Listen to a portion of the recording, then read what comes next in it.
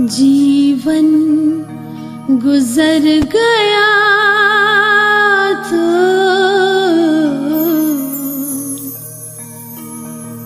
जीने का ढंग जो रे साथ आपन जइए धाम, मूल वतन धनिये बताया, जित ब्रह्म सृष्टि श्यामा जी श्याम।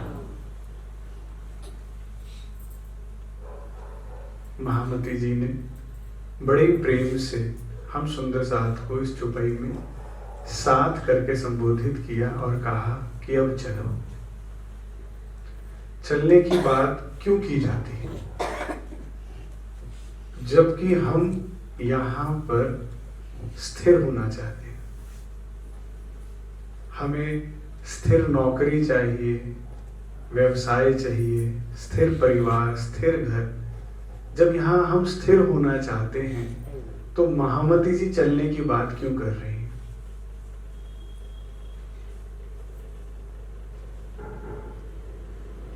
आपस में हमारी और महामती जी की मति एक क्यों नहीं हुई?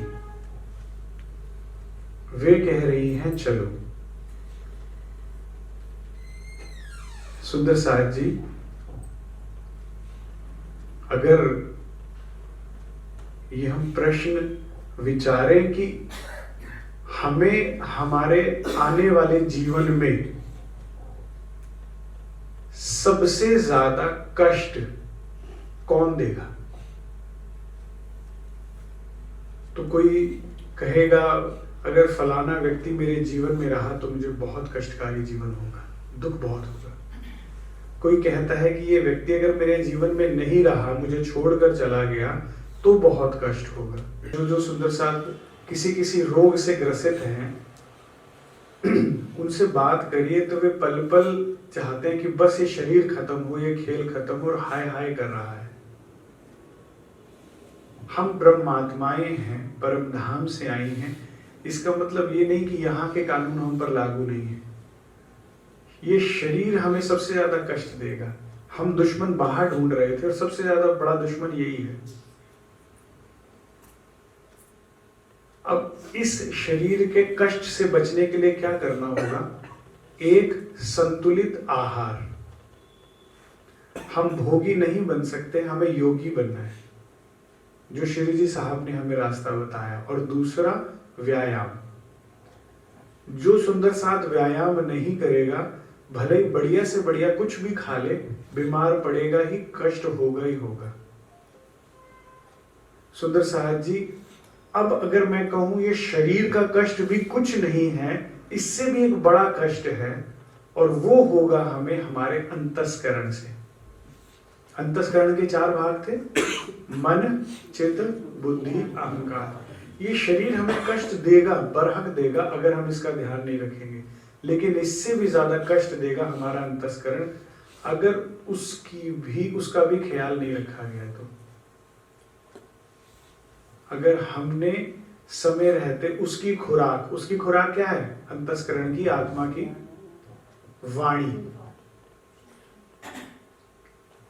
वाणी उसकी खुराक है। निज बुद्ध, जागृत बुद्ध उसकी खुराक है। अगर हमने वो नहीं दी, और उसका व्यायाम क्या है? चित्तवन।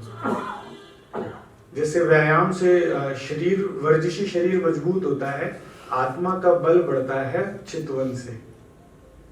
अगर निजबुद्ध और हमने निजबुद्ध नहीं दी और चित्तवनी नहीं करी, तो ये हमारा अंतस्करण हमें इससे भी ज्यादा दुख देगा। क्योंकि जो बात टल नहीं सकती वो ये है कि यहां पर आने वाले दुख। संसार में जो ये चक्र चल रहा है, ये दुख का है। हम यहां पर सुख देखने आए ही नहीं थे, ये दुख का ब्रह्मांड है। यहां कुछ ना कुछ चलता ही रहेगा, लेकिन दुख में सुख लेवे महामती। वो कैसे? वो माणी मंथन और चितवन द्वारा। इसीलिए महामती जी कह रही हैं, चलो चलो रे साथ आपन जइए धाम। मूल वतन बता दिया ना, अब सूरता वहां रखो, सनमंद वहां रखो, और कोई खाली ना गया इन खिलवते। जो भी अपनी सूरता से परम धाम में जाएगा, कछुक पाया अर्श का ज्ञान। जैसे घर आई बेटी को माँ की क्षमता कितनी भी कम हो, फिर भी खाली हाथ नहीं भेजती, मुट्ठी में कुछ ना कुछ रख ही देती है। इसी प्रकार से जब जब हम अपनी सूरता से धाम धनी से मिलने जाएंगे, तो कोई ना कोई नियामत, कोई ना कोई निध देकर ही भेजेंगे। इसीलिए हमें नित्य प्रतिदिन ध्यान करना चाहिए। और वाणी मंत्र सुंदर साज जी, समझदार वो है जो सामने वाले को गड्ढे में गिरता देख रास्ता बदल लेता है, और मूर्ख वो है जो देखता है और फिर भी उसी गड्ढे की ओर जाता और गिरता है। अगर समय रहते शरीर का ख्याल नहीं रखा तो ये शरीर बहुत कष्ट देने वाला है। एक एक अंग में चीज होती है और असहनीय पीड़ाएं होती है। सुंदर साथ आजकल तो उसके बाद पेन किलर्स खाता है, और पेन किलर्स भी असर हो जाते हैं, इतना शरीर में कष्ट होता है, पता है आपको। नींद की गोलियां खाएगा कि किसी तरह नींद आ जाए, और नींद भी नहीं आ रही। आईसीयू में हॉस्पिटलाइजेशन होने के बाद वहां पर जो हाल है, हमें उससे बचने के लिए अपने शरीर को स्वस्थ रखना होगा। इसीलिए अपने आहार को संतुलित और पौष्टिक बनाइए और व्यायाम कीजिए। और इसी तरह से जैसे हम अपने शरीर का ख्याल रखेंगे, ऐसे ही अपनी आत्मा, क्योंकि दो ही चीजें हमें मिली है परमात्मा से, एक ये शरीर और आत्मा। अगर हम इन दो चीजों का ख्याल नहीं रख रहे तो कर क्या रहे हैं। मैं समझ रहा हूं कि आपका कर्तव्य बनता है परिवार के प्रति, समाज के प्रति, तो वो आप करिए। पहला तो कर्तव्य आपका अपने प्रति बनता है ना। हम ही नहीं सही रहेंगे तो करेंगे क्या किसी का। तो इसीलिए अब सुंदर साथ जो वाणी में नहीं लगा, अब लग जाइए। 14 किताबें हैं हमारी, रोज 50 चौपाई अगर हम मंथन करते हैं तो 1 साल में जाकर वाणी संपूर्ण होती है। कम से कम इतना नियम बनाइए कि रोज मैंने 50 चौपाइयों का मंथन करके अपने अंदर लेना है, और मैंने 1 साल में जाना है कि धाम धनी ने मुझे क्या जागृति या निजबुद्ध दी है। क्योंकि जब तक जागेंगे नहीं सपने से, तो सपना तो ये डरावना ही है, भयानक ही है। श्री जी साहब के साथ जो जो मोमिन चल गए वो चल गए, पीछे तो देख रहे हैं ना आप क्या क्या बुरा हाल होता जा रहा है। जो श्री जी के साथ ना चलकर नौतनपुरी में ही रुक गए, गाली से जुड़े रहे, कितना बुरा हाल कर रहे हैं बिहारी जी। पूरा जिसको चाहे निकाल देते हैं धर्म से, जिसको चाहे परम धाम में से निकाल देते हैं। ज्ञान कुछ है नहीं, वापस माया में तृष्णाओं में दुख पाता है सुंदर सा। इसी तरह से जहां जहां से श्री जी जा रहे, जो जो साथ हो गए वो सुखी हैं, और जो पीछे रह जा रहे हैं माया में है वो दुखी हैं। तो अब दोबारा से सुंदर साथ जी 400 साल बाद धनी दोबारा से आवाहन कर रहे हैं कि अब चलो, अब चल पड़ो। जो यहाँ पहुंच गया वो यहाँ आए, जो यहाँ पहुंच गया वो यहाँ आए। जो मृत्यु लोक से ऊपर उठ गया पितृ लोक, पितृ से स्वर्ग, स्वर्ग से ऊपर मेहर लोक, जप लोक, तप लोक, वैकुंठ, और ऊपर निराकार, निराकार से आगे योग माया, योग माया के आगे परम धाम। अपनी सूरता को चढ़ाते जाइए। ब्रिज का सुख लीजिए, रास का सुख लीजिए, और ब्रिज और रास के बाद परम धाम का सुख लीजिए। और जीते जी लीजिए। तन छोड़ने के बाद तो लेना ही है, जीते जी लीजिए। क्योंकि जीते जी इन धाम का और धनी का सुख नहीं ले रहे ना, तो संसार का दुख ही भोग रहे हैं। तो आइए आज श्री हौज कौसर के अंदर हमने झीलना करना है। अब हौज कौसर को समझने से पहले हमें समझना होता है पुखराज पहाड़ को।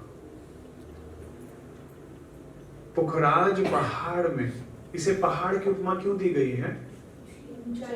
क्योंकि इसकी एक तो ऊंचाई है, इस महल की बहुत ऊंचाई होने की वजह से इसे पुखराज पहाड़ कहते हैं। दूसरा, पहाड़ों से झरने निकलते हैं और वो झरने नहरें आगे नदी का रूप ले लेती हैं।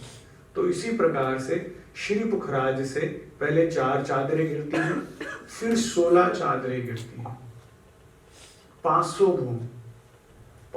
भूम से चादरें जब ये 500 भूम की नहीं, मतलब 1000 से 500 भूम में जब ये गिरती है ना चादरें, तो ऐसा लगता है जैसे माउंट एवरेस्ट हिमालय से सीधा जमीन पर चादरें गिर रही हो पानी, इतनी ऊंचाई से झरझर झरझर ये चादरें गिरती हैं पानी।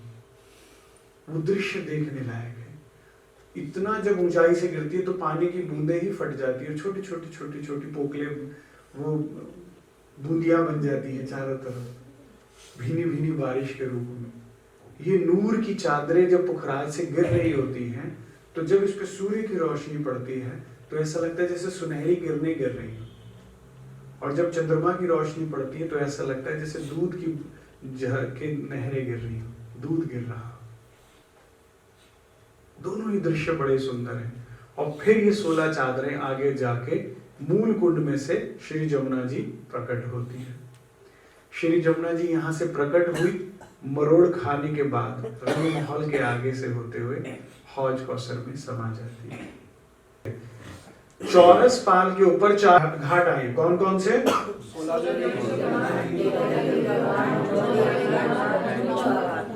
मैं बोलता हूँ, मेरे पीछे बोलेंगे तो सबको याद हो जाएगा। 16 देहरी का घाट, 9 देहरी का घाट, झुंड का घाट, 13 देहरी का घाट। 16 पूर्व में, 9 इधर दक्षिण में, उत्तर में 13, क्षमा चाहता हूँ, उत्तर में 9 और दक्षिण में 13 और पश्चिम में झुंड का घाट। ठीक है, अब आइए इनकी शोभा थोड़ी सी समझते हैं। एक आगे कीजिएगा। ये हो गया हमारा 16 देहरी का घाट। शोभा कैसी है?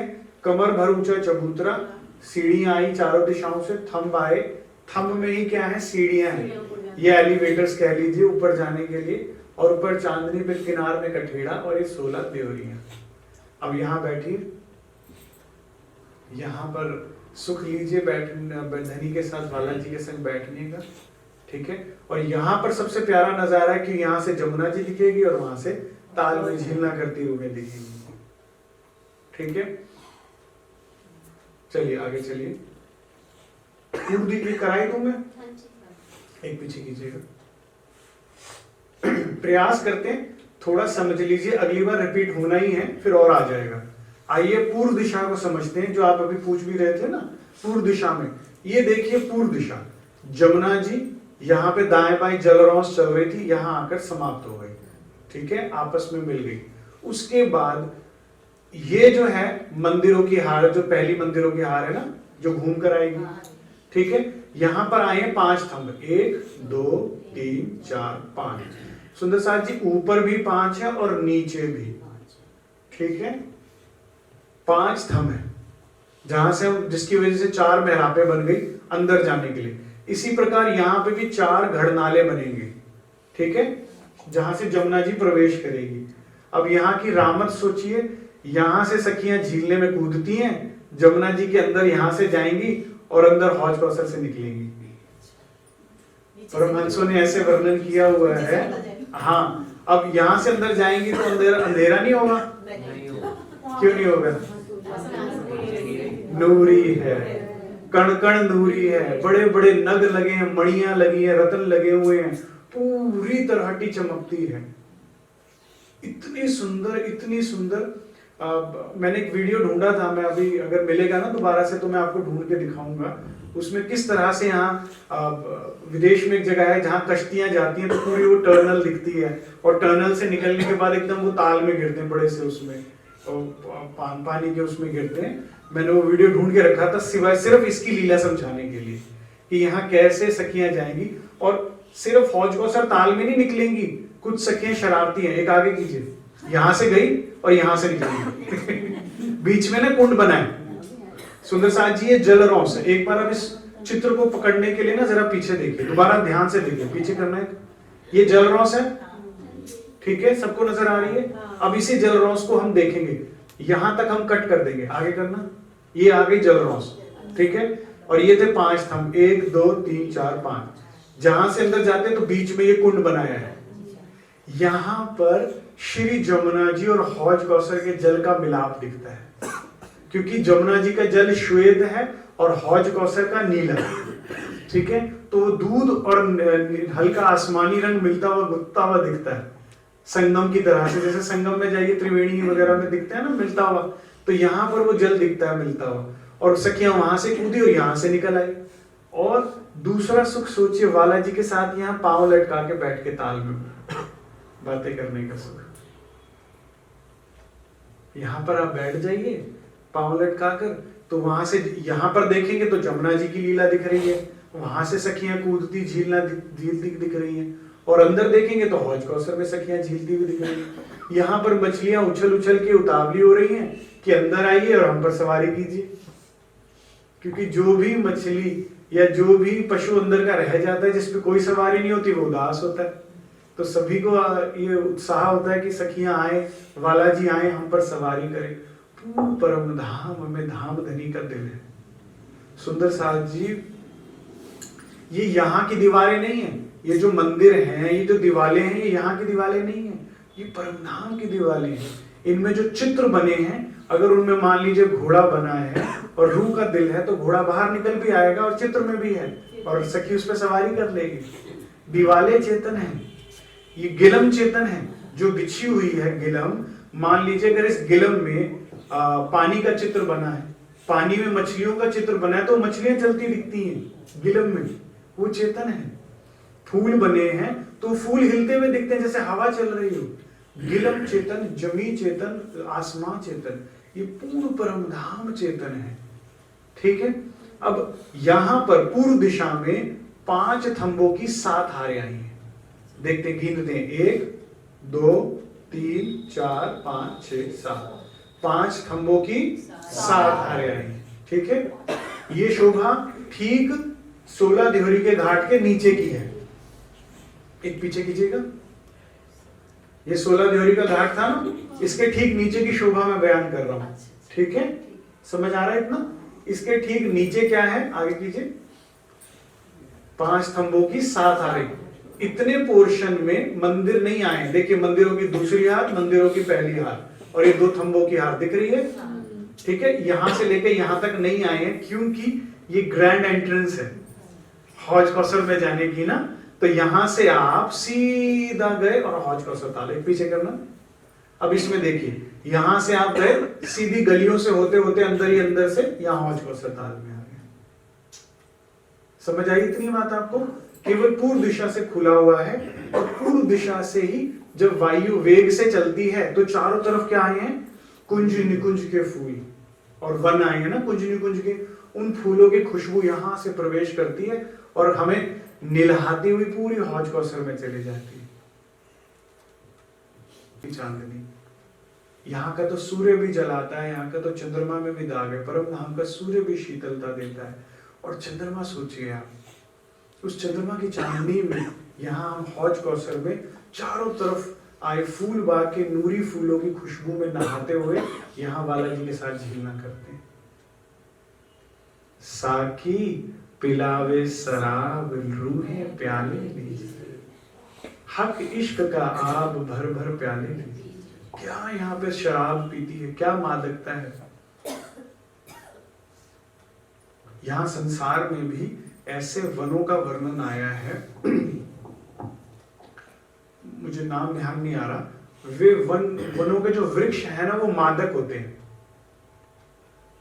तो क्या कहते हैं, बुद्धिजीवी बताते हैं कि जब वहां वायु चलती है ना, तो उस वायु में मादकता आ जाती है, नशा आ जाता है। तो वहां पे जो आदिवासी लोग रहते हैं वो झूमने लगते, नाचने लगते यहाँ के उसमें।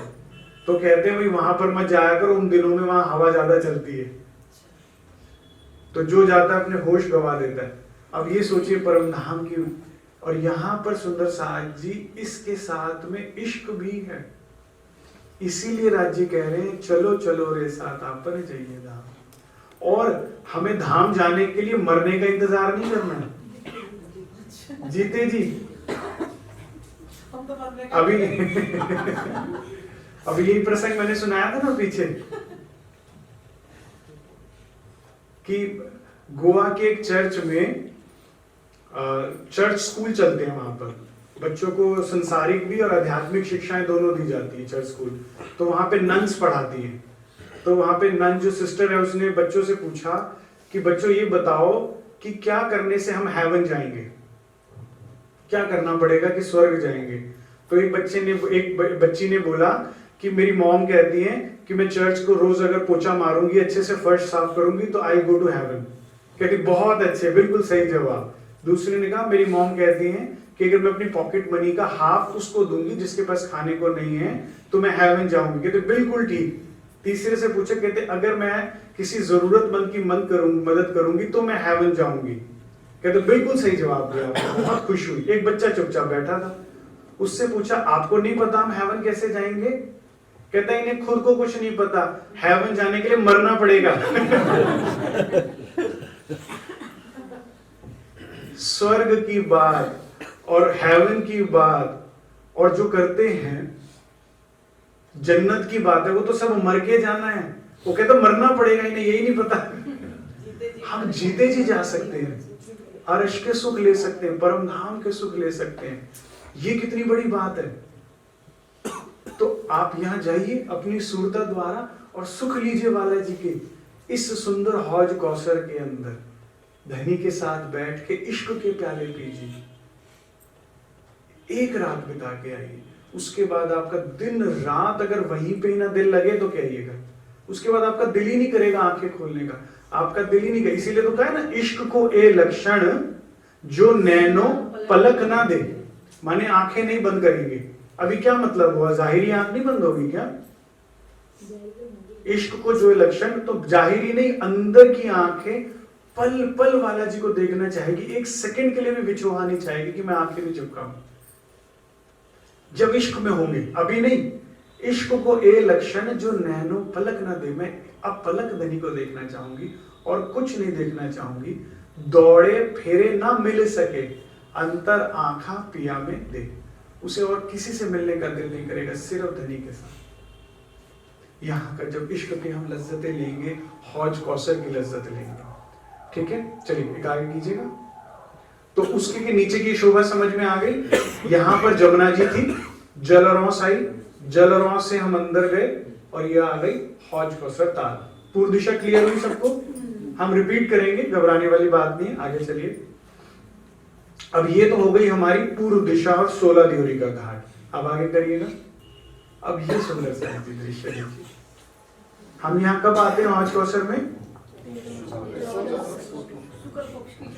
शुक्ल पक्ष की 14 को, चतुर्दशी को।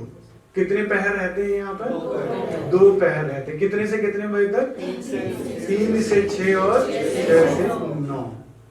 सुंदर साथ जी सुखपाल आकर लगते हैं तीसरी भूमि की पड़साल में।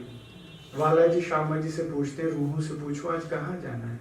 सखियां कहती हैं आज हौज कौसर जाना है। ठीक है, तो सुखपालों में बैठकर हम लोग आते हैं कुंज निकुंज के ऊपर से होते हुए।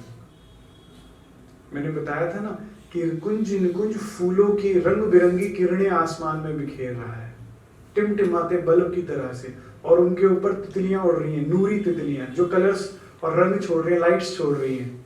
असंख्य तितलियां फूलों के ऊपर मंडरा रही हैं। तो जब सुखपाल निकलते हैं तो तितलियां जगा देती हैं, तो ऐसा लगता है कि सुंदर रंगोली बिखेर दी हो हमने। वो रंगोली बनी हुई थी और बिखेरते हुए हम लोग निकलते हैं। अभी आज आपको लेख भी मिल जाएंगे, तो उसमें सुंदर वर्णन है, आप लोग जरूर घर जाके पढ़िएगा कि किस तरह से जब सुखपाल जा रहे हैं ना, तो सखियां कुंज निकुंज के फूल तोड़ देती हैं झुककर। सुखपाल ऊपर से निकल रहे हैं, नीचे से कुंज निकुंज है, तो फूल तोड़ते तोड़ते जाती हैं हाथों से। 2 भूमुज है। उसके ऊपर से जा रहे हैं तो चांदी में से फूल तोड़ती भी जाती है और बालाजी के ऊपर उड़ाएंगी, गूंथ के मालाएं बनाएंगी। उससे सुंदर कुंज निकुंज के वनों में से होते हुए हम आ जाएंगे पश्चिम दिशा में, और हमारे सुखपाल कहाँ उतरेंगे? वन की रौस पे। यहाँ पर, यहाँ वन रौस पे सुखपाल उतरे। वन की रौस के बाद ये क्या है? ढलकती बाल है, और फिर सीढ़ियां हैं। तो सबसे पहले बालाजी खड़े हो जाएंगे अगवानी के लिए। ठीक है, और उसके बाद एक एक सखिया अपने धाम धनी के साथ अंदर प्रवेश करेंगे। ये समझ में आ गया सबको? पश्चिम दिशा। ये ढलकती बाल का क्या मतलब है? ढलकती पाल माने पाल तो कमर भर ऊंचा हो गया, ठीक है। ढलकती मतलब हल्की सी ढिलान, बिल्कुल हल्की सी ढिलान, ढलकती पाल बिल्कुल हल्की सी ढिलान बना दी, ठीक है। हाँ, फिर ये सीढ़ियां आगे चलिए, ये देखिए सुंदर साथ जी, और क्लियर दृश्य है। ये वनरॉस आ गई। अच्छा, वनरॉस पे ये दो चबूतरे और आए हैं, ठीक है। ये समझ लीजिए, ये हमारे समझ लीजिए असेंबली हॉल जैसे हैं। सुखपाल आए जा रहे हैं, सखियां यहाँ पर इकट्ठी होती जाएंगी, धामधनी यहाँ प्रतीक्षा कर रहे हैं, यहाँ पर खूब खुशहालियां हैं, पशु पक्षी हैं, और सब यहाँ पर वो टहुकार लगा रहे हैं, पशु पक्षी जय घोष कर रहे हैं, पिया पिया तुई तुई धनी धनी, खूब खुशहालियां यहाँ जय घोष कर रही हैं, फूलों की बारिश हो रही है, सुंदर सुख यहाँ पर सखियां एकत्रित हो रही हैं। और यहाँ की तरह परमधाम में भी हमारी बातें नहीं खत्म होती तो यहाँ पर असेंबली होते होते हम लोग प्रेम की मीठी कुछ बातें करती हैं, जो हमने 12 से 3 सखियां ने किया ना, अभी वो खत्म भी नहीं हुई है, फिर यहाँ पे भी कंटिन्यू रहेंगी वो प्रेम की मीठी बातें। और फिर उसके बाद यहाँ बालाजी के साथ हम हौज कौशल में प्रवेश करेंगे, ठीक है। अब एक बात और समझिए, जल ये जो वनरॉस थी ये पाल से कितनी नीचे थी ना, तो इसीलिए यहाँ से सीढ़ियां चढ़े चबूतरे पर, तो ये चबूतरा और पाल बराबरी में है, तो यहाँ असेंबल हुए और सीधे चले गए, ठीक है। अब सीढ़ी नहीं चढ़नी पड़ेगी, ये बात समझ आ गई। 3 सीढ़ियां चढ़ के चबूतरे पे, और चबूतरे से सीधा ढलकती पाल और सीढ़ियां ऊपर, ठीक है। आगे चलिए, अब ये मुश्किल है हाँ, कराना तो पड़ेगा चलिए सुंदर साथ जी, एक बार जयकारा लगाते हैं बोलो श्री प्राणनाथ प्यारे की जय। धामधनी को हृदय में रखिए और थोड़ा सा जोर दीजिएगा तो ये बात पकड़ में आएगी। ये थी वनरॉस। वनरॉस के बाद क्या आएगा यहाँ पर? ढलकती पाल। ढलकती पाल के बाद क्या आएगा? सीढ़ियां। सीढ़ियों से हम ऊपर चढ़े थे और झुंड के घाट के अंदर आए, ठीक है। अब तरीका क्या था हौज कौसर में जाने का, कि यहां से हम सीधे आते, कटी पाल पर आते और सीढ़ियां नीचे उतर जाते, ठीक है। इतना समझ में आया? एक पीछे करना। यहां से सीधे गए, सीढ़ियां चढ़े, चौरस पाल पे गए, और आगे कीजिएगा। चौरस पाल पे होते हुए यहां कटी पाल से सीढ़ियां नीचे उतरे और हौज कौसर में चले गए। एक तो ये तरीका था, लेकिन पूर्व दिशा में तो सीधे आ गए, उसके अलावा झुंड के घाट में और 13 और 9 द्योरी के घाट में जाने का एक और रास्ता बनाया गया। सीधी सीढ़ियां कहते हैं इसे। सीधी सीढ़ियां कैसे बनाई गई हैं? यहां से आप जब चौरस पाल पर आ गए तो ये देखिए काट के यहां से सीधी सीढ़ियां नीचे उतार दी गई। माने यहां से आकर यहां से भी उतर सकते थे, लेकिन सीधा उतर जाओ। एक आगे चित्र और करते हैं तो उससे आपको और क्लियर होगा। ये देखिए, ये देखिए, ये चौरस पाल पर आए थे, सीधी सीढ़ियों से नीचे आए पाल पर और फिर जलरौस पे, ठीक है। देखिए मैं दोबारा समझाता हूं कि हम यूं आ सकते थे कि चौरस पाल से आए कटी पाल पे, सीढ़ियों से उतर कर जलरौस पर और फिर हौज कौसर में, लेकिन ये मेन एंट्रेंस है, गेट है, तो यहां पर सीधी सीढ़ियां नीचे उतार दी गई है। ये समझ में आई सबको? ठीक है, एक और आगे करते हैं और क्लियर होगा। ये देखिए, ये हम आए थे चौरस पाल पे, चौरस पाल से या कटी पाल से सीढ़ियों से उतर के यहां आ सकते थे, लेकिन ये सीधी सीढ़ियां नीचे उतार दी गई है अंदर से, ठीक है ना, सीधी के सीधे। एक पीछे करना और पीछे करना, माने ये यहां से सीढ़ी चढ़े थे, यूं आए और सीधे नीचे उतर गए। ये जो दरवाजा किस साइड है ये बताओ? ये झुंड के घाट के ठीक सामने है सीढ़ी। आगे करो, पश्चिम में। ये देखो सीधी, एक और आगे करो, ये देखो सीधी सीढ़ियां नीचे उतर रही। एक और आगे करो और क्लियर होगा। ये देखिए सीढ़ियां नीचे आई पाल पर, जलरौस पर, हौज कौसर। झुंड का घाट पश्चिम में? पश्चिम में। एक और आगे करना, ये देखिए झुंड का घाट है ना, वहां से सीधे आए और ये सीढ़ियों से सीधा नीचे आ गए। माने मैं दोबारा बताता हूं, ये कटी पाल थी, कटी पाल से ये सीढ़ियों से उतर सकते थे पहले की तरह, जैसे चारों तरफ से उतर ही रहे थे। ये सीढ़ियों से नीचे उतर के छुटक देवरियों से सीधा फिर इधर आ जाते, लेकिन ये गेट है तो सीधा उतार दिया गया। समझ में आया? चलिए आगे करिए, ठीक है। एक पीछे करना, इतना समझ में आ गया? पहले उत्तर वाला समझाना था। उत्तर वाले में भी यही है, पूर्व पश्चिम।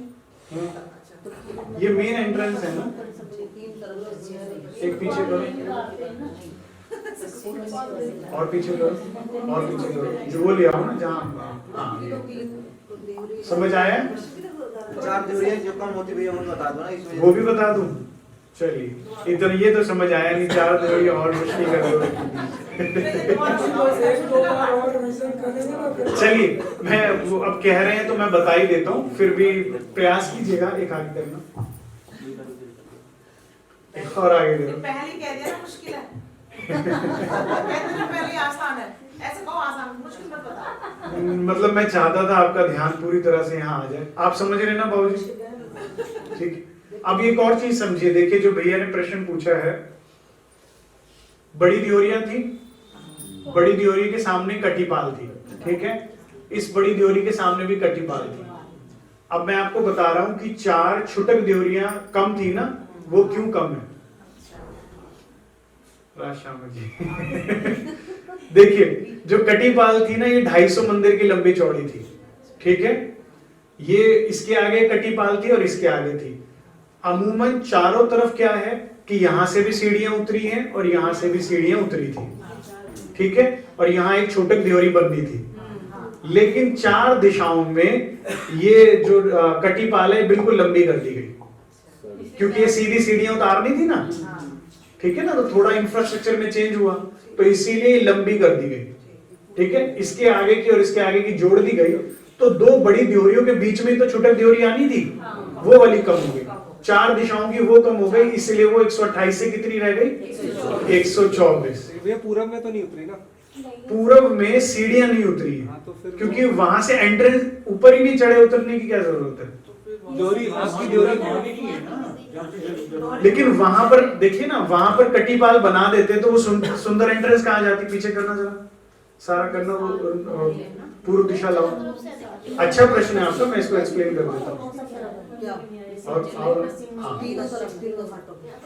यहाँ पर अगर सीढ़ियां उतारी होती जैसे ए शेप में, तो ये सारी एंट्रेंस सुंदर चली जाती ना, सुंदरता, वरना यहाँ पे ये सीढ़ियां आती हुई दिख रही होती। तो 12,000 के लिए प्रवेश करने के लिए तो ग्रैंड एंट्रेंस बनाई ना अच्छी से, सीधे सीधे जा सकते हैं, तो इसलिए यहाँ की भी कटीपाल जो है पूरी ऊपर से जोड़ दी, पूरी 750 मंदिर की लंबी कटीपाल कर दी है, सीढ़ियां नहीं बनाई, ठीक है, तो यहाँ की भी झुटक दियोरी चली गई और सीढ़ियों की जगह मिल गई, तो यहाँ पर ये लंबा आपको ही मिल गया, 5 स्तंभों की हार मिल गई, ठीक है, समझ आ गया? चलिए आगे चलिए।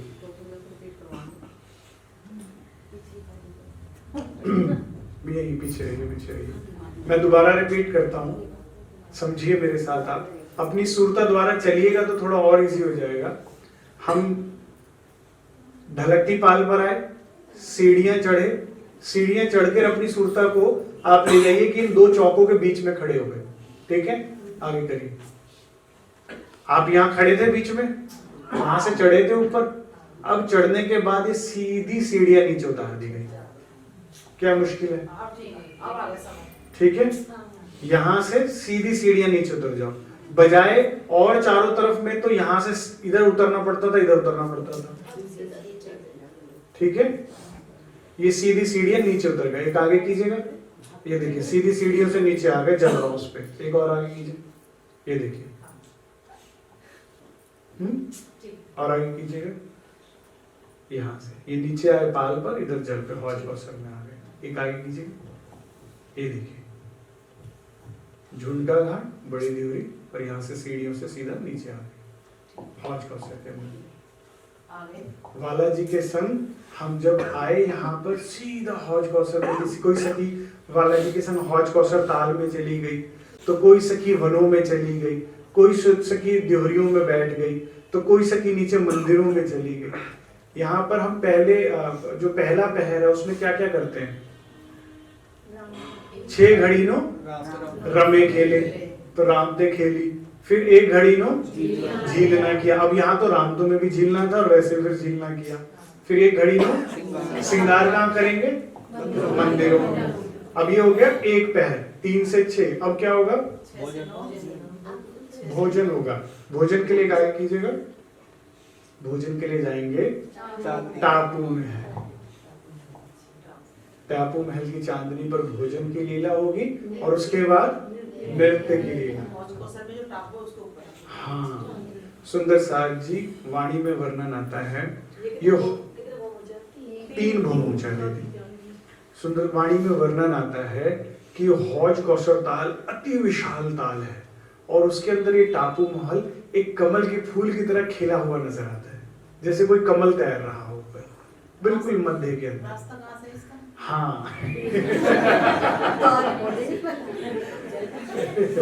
मछली ले जल्दी हो रही है अब तो। 3 तरीके हैं यहाँ पे जाने के। एक, आप यहाँ पर आएंगे और यहाँ पर बड़ी सुंदर सुंदर नूरी मछलियां होंगी, सुनहरी रंग बिरंगी मछलियां होंगी, उनके ऊपर जीन बंधी होगी, सिंहासन बंधे होंगे जिन पर आप विराजमान होंगे। बड़े सुंदर नगन जड़ित कछुए होंगे श्रृंगार किए हुए, उनके ऊपर सिंहासन कुर्सियां होंगी, आप उसके ऊपर पांव रख के कुर्सी पर आप बैठ जाइए और कछुआ धीरे धीरे चल रहा है ताल में, ठीक है। यहाँ पर असंख्य कमल खिले हुए नूरी, ठीक है, वो कमल के फूल डायमंड कटिंग की तरह से ऐसे चमक रहे हैं, खेल रहे हैं और अपना प्रकाश फैला रहे हैं। यहाँ पर रोज पेटल्स बिखरे हुए होंगे पानी के अंदर जो खुशबू छोड़ रहे हैं, ठीक है, और उनमें ये मछलियां जो हैं आपको लेकर जाएंगी और ये मछलियां शरारती हैं तो नीचे भी ले जाएंगी, ठीक है। और कहीं उसमें पकड़म पकड़ाई की रामत शुरू हो गई, कोई छू के भागी कि मुझे पकड़, तो पकड़म पकड़ाई शुरू हो जाएगी। और पानी के अंदर देखिए यहाँ की पकड़म पकड़ाई की रामत का आनंद और है। अगर हम घोड़ों पर बैठे हैं और जमीन पर चल रही है तो सीधी चलेगी, राइट लेफ्ट आगे पीछे। यहाँ तो मल्टी डायमेंशनल में पकड़म पकड़ाई चलेगी, यूं यूं आगे पीछे ऊपर नीचे दाएं बाएं। यहाँ पकड़ना बड़ा मुश्किल हो जाएगा सखियों को, एक दूसरे को और वाला जी को। नीचे गए ऊपर गए, छलांग लगाई यहाँ पर। यहाँ की रामते बेहिसाब है, यहाँ की शोभा बेमिसाल है। और यहाँ पे कोई सखियां जो स्वासी हैं वो अपना सीधा सीधा सीधा सीधा टापू महल पे आ जाएंगी, ठीक है।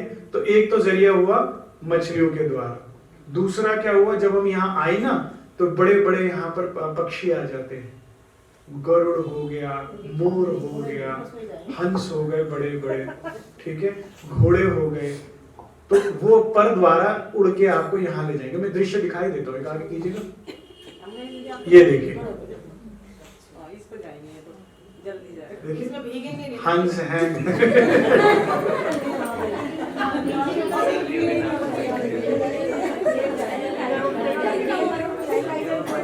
चलो सर्दियों में ऊपर चले जाया करेंगे, गर्मियों में पानी में।